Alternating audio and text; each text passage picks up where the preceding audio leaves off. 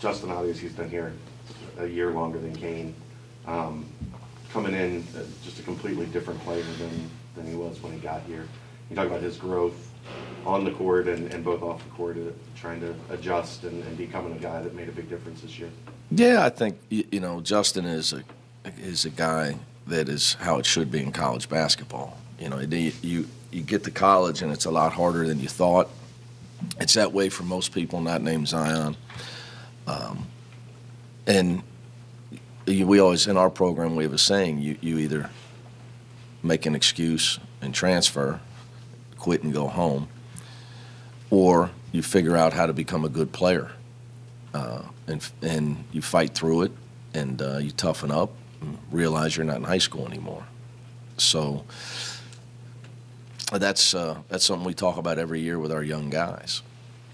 And Justin's a poster child for that. But we've had a lot of them.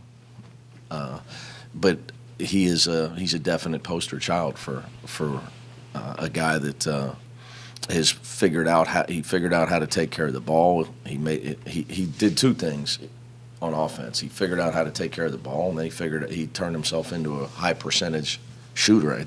We don't get him enough shots is our problem. So you got to give him a lot of credit. It's unfortunate in this era that kids like Justin Jenifer or Galen Robinson from Houston, who we play on Sunday, they don't get talked about enough in college basketball because they're not the one and done guys and the guys on the draft board. So, but they're guys that make their teams win, and they're guys that represent their school the right way, and they're guys that graduate. And those are the guys you have to have a real program. You have to have some of those guys to have a real program. But it's not easy, in this day and age. So that's why I give Justin so much credit, because he's fought through a lot of doubters.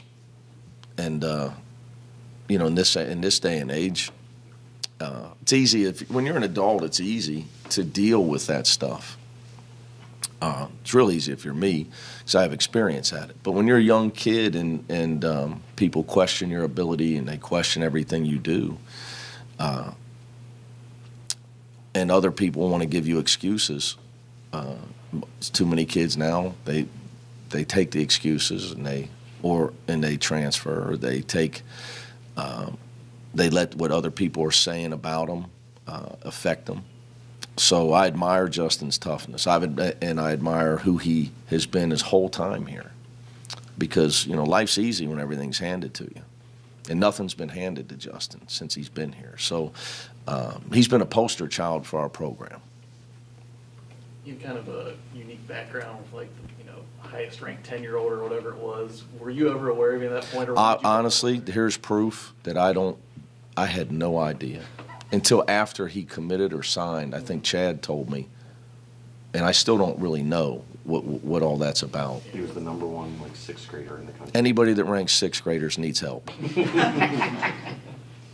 Anybody, because my daughter's in the sixth grade. You don't have her number one? She's number one in my heart, but I don't know where she ranks as a swimmer or a volleyball player. That's a scary thought. But I did hear all that stuff after the fact. I honestly did not know. Yeah. Did you ever talk to him about it? No. Kane obviously scored a lot at Sacred Heart. Had to accept a different role here, and then his senior year, he probably thinks he's going to start the whole season. You moved Keith ahead of him, and he had to adjust to a bench role again. You talk about his acceptance of that and his ability to be a team guy, and Yeah, I mean, Kane, look, Kane's a great guy. Another guy that plays bigger than his size, okay, just like Justin. And he has made monster baskets for us in his career, for us. Now, he went from the lowest level of Division I to the highest level of Division I, and where it's hard to play two guard at his size for a lot of reasons. Really, Farad got away with it because he played with Troy, so Troy was the defensive two guard. Kane's issue has been he's with Justin, So it's hard, it's hard to play them together. And that has been, that's something he had to deal with. And he really had to adjust to trying to play the point more. But that's, to play after Cincinnati is something he's going to have to do. He's not going to be able to go back to his Sacred Heart ways to play professional basketball, whatever country or wherever level he ends up at playing. He's going to have to play point guard. But, one thing about Kane, his confidence has never wavered. I think he was frustrated at times. This year early, he didn't shoot the ball well. But he's always cared about winning. So, came here and everything obviously didn't go his way. But from all he's done is care about winning. He's also really smart basketball-wise. So he really helped us in his year he sat out. He really helped Kyle as a player. They're very good friends. He spent a lot of time Kane's a guy that talks to other guys on your team because he sees things like a coach when it's not him, when he's watching. So he's a guy that his value doesn't all show up in the stat sheet. Everything's not makes and misses. There's guys bring value to the table that doesn't all show up in the stat sheet, and that's something that Kane's helped us with all 3 years is his basketball knowledge and explaining to players on the side of practice what the coach is trying to show him and what's important.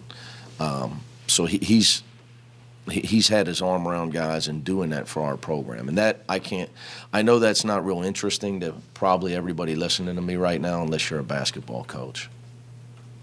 If you coach, I don't care what grade it is, what level it is, you understand what I'm talking about. And that's brought great value to our program. You talked a lot about not shop within the tradition. You and Trace, both mentioned that. As far as Kane and Justin, what do you think it is their legacy they're going to lead for a guy like Logan? Well, I'd say, you got to reach a point where your team wins because of you. You contribute to it, and they've done it this year. We're 25-5. We got a chance to play for a league championship, share of one on Sunday, and they've been major contributors to that this season because they had to provide leadership, and they had to play more minutes. They had to score more points. They had to keep guys in line. All the things that your seniors have to do that they really didn't have to do last year with Gary, Kyle, and Jacob. So, they've definitely earned their place. But we're hoping that we're just getting started here. As far as, we got a lot to play for. They got a lot to play for. They put themselves in a position to play for a regular season, share of a championship. They put themselves in position for the postseason. So they'll be remembered most for what happens in the postseason.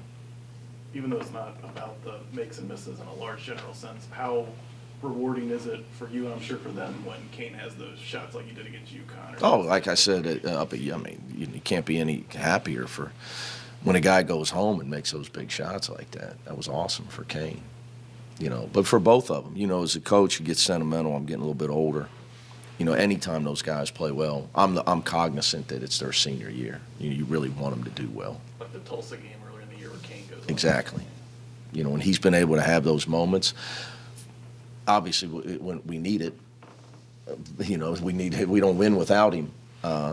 When him and Justin have had a lot of moments like that, and I hope they got plenty more in them because we're going to need them. Hey, look, if you're going to make runs in March, your guards got to get hot. They got to make shots. They got to make plays. It can't just be Jaron. So I hope they got a lot more in them. But yeah, no question, you can be happier for those guys when the ball's going in for them. They both talked about how their relationship with you has kind of grown and changed. Did anything stand out about? No, just what happens is when you get older, you start to, I think they start to realize where you're coming from. It's different. They think I'm the exorcist when they're young. When they get older, they understand. Because I spend a lot of time, like this year, talking to them away from the court because it's my time to influence their life is short. So, we spend time talking about what they're going to do when they're done, making sure they get their degree. That's the most important thing. And what their plan is, and how they're going to be able to have success.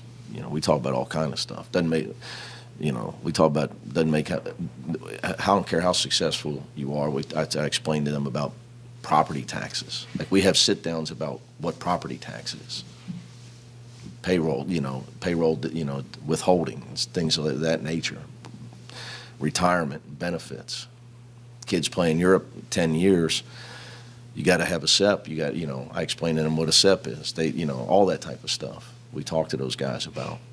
So, you have a different type of relationship. Where a freshman, he's just worried about his girlfriend.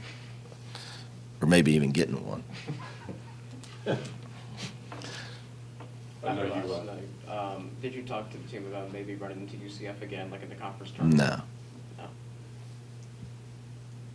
I know you tend not to make one game bigger than it needs to be it regular season or in the tournament. But what would winning or sharing a conference? Oh, it'd be awesome.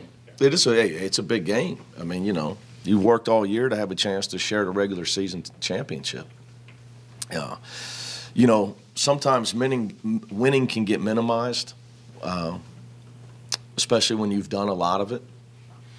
And I can assure you that everybody else in our leagues wishes they were playing for a share of the title on Sunday. So, that's your goal, is to get. You can't win it if you're not in it. So it's we got a chance to be in the title fight, even though it's only for a half of one. It's huge, huge.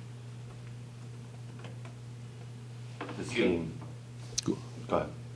Go ahead, Chad. Chad's out of questions. Go ahead. I was going to ask if you had any He reached his influence limit. I was going to ask if you had any influence bringing back that noise meter for the Houston game. It's interesting. No. I wasn't for or against it again. I was oblivious. It's just so interesting to me how that was a big deal. But I guess it was nostalgic. But hey, you got at the end of the day, you got to keep the paying customers happy. So whatever makes them happy, just so everybody keeps coming.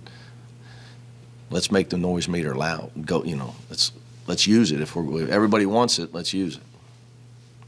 I'm all for it. But yeah, I find it really interesting that that's what. For some reason, that was a big thing for fans. Yeah, but I'm going to tell you something that I probably shouldn't say. I think the last 7 years, it was broke. I'm being serious. Like, I'm not even being funny. Like, I think it had not been working for years. I know nobody probably noticed. Now all of a sudden we went out. I really think it was broke. I don't know for how long, but I'm pretty sure on that one. What do you have to do differently against Houston? Do they have success this time? Get to the foul line. We got to get to the foul line. We got to finish better. We can't give up 30 points in the paint.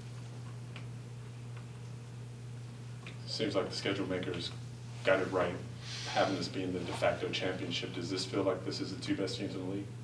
I don't know. I don't think that would be fair to Central Florida right now. They just beat us and Houston. So I can't say that. I think you've talked about this. I think Houston's great, though. I mean, they're obviously 28-2. They got a great team. I think you've talked about this before, but do you have an opinion on winning or losing the first time of two games, and if that benefits either side? Well, you would hope I would say it usually benefits the side that lost. Obviously, as coaches were paranoid by trade. So, it's like I explained. What I did say to the team after the game is, the only thing I alluded to was, we're not going to win just because we're at home. I think that's another thing that gets lost. Like, our home record in American play is beyond unbelievable. We don't just win because we're at home. We win because we're really hard to beat, because we play really well on defense. You got to be the more physical team. You got to have more energy than the other team. You got to out-hustle the other team. You got to impose your will on the other team. It doesn't just happen, because it didn't just happen in the Ohio State game. It didn't just happen last year against Wichita State. We didn't impose our will on either one of those games. So, you know, when you're in my position, you got to try to make sure there's a reason our record is what it is at home. Because I can promise you Houston's not going to come in here and lay down. I can't promise a whole lot else, but I can promise you that. They're coming to play. Talked about getting to the foul line, making shots. Is that something that you saw in the last 6+ minutes the first time against Houston? No, it's something I see every game. We've got to become a better offensive team. We're taking too many challenge shots. We've got to pass the ball better. Some of the getting to the foul line stuff you can't control. Some of that stuff is the three guys with the whistle. You can control it when you shot fake, when guys are trying to block your shot. But we've got to become a better passing team. We're going to watch a lot of film today on that. We've got to pass the ball to open people. We don't get enough open shots. And we got to do a better job of getting our shooters open. Do you think sometimes you guys rely too much on Jaron when he can't get shots? No, I don't think they do, no. No, I think we don't pass the ball. I don't think we screen well enough. I don't think we find the open man when he's open well enough.